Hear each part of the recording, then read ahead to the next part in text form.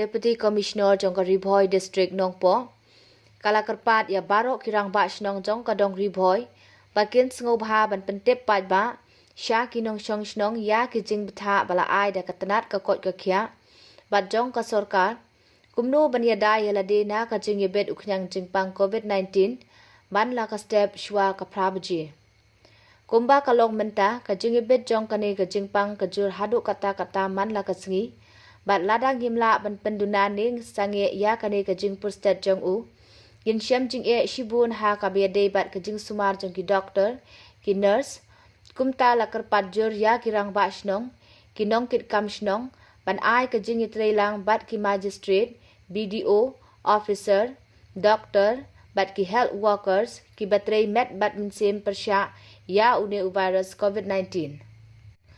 Ban yada ya lade, gidei bandeng ki mas barabor, bat ki mas gidei bandlong lai sertam, omdei bantap da ki rumal, muffler ne ki scarf, omdei ban pandan kam ki ju shkiju, gidei ban sait kti da ka sabon ne sanitizer, ban om yelum brio.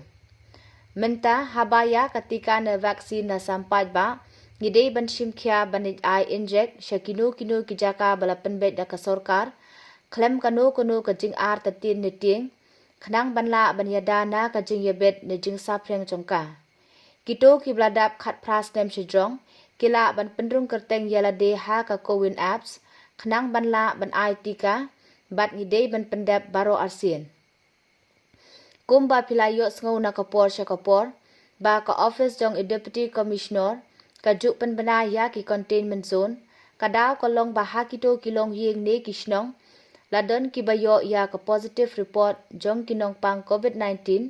Kumta, lakento yikito kibayo ya une uknyang, kin ommi nala ying, bat kiwe kibanabar, ban omlet sya kite ki containment zone.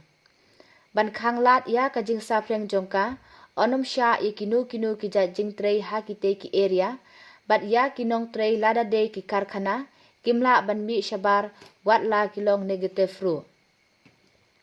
Ngin penken mau biang, bagi bawan na barjela wat la kilong negative ru, kidei ban quarantine yala de nyo sengi halayeng. Haka ne kapor, kidei ban sumar, bat ban pikir baha yala de, haka babuot berking ya ki jing tha bala ai, bakim de ban lek pan khana lane shabar lang bat kiwei pan.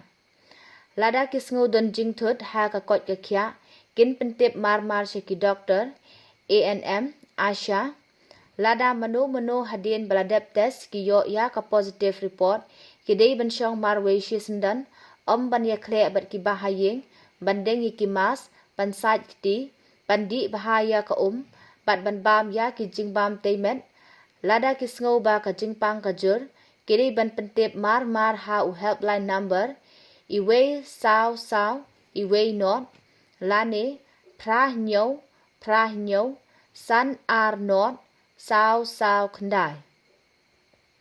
Ha ka bede berkajing tep ne thang ya ki media.